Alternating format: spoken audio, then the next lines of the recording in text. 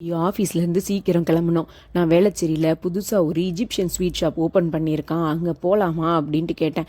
Sweet எல்லாம் வேண்டாம், நமக்கு கோரா கார்னிவல் போகலாம் அப்படின்னு சொல்லிட்டு இந்த மேடம் தான் கூட்டிகிட்டு போனாங்க. விதவிதமாக சாப்பிடலான்னு பெருசாக பிளான் எல்லாம் போட்டோம்.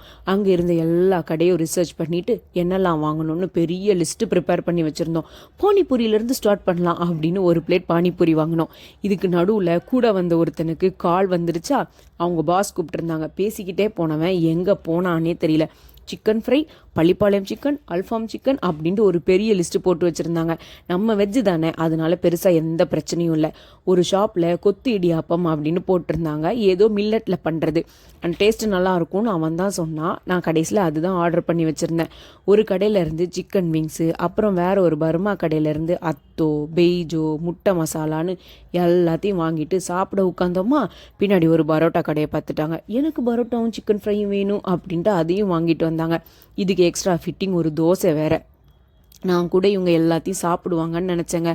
ஆனால் டேஸ்ட் பார்த்துட்டு எனக்கு வயிறு ஃபுல்லாகிடுச்சு அப்படின்ட்டு உட்காந்துட்டாங்க. கூட வந்த 2 பேர் தான் சாப்பிட முடியாமல் சாப்பிட்டு இறை எடுத்த பாம்பு மாதிரி ஆயிட்டாங்க. அப்போ டிசைட் பண்ணோம், இனிமேல் இந்த மேடம் கூட நோ ஃபுட்டிங், ஒன்லி ஸ்நாக்கிங் தான் அப்படின்ட்டு.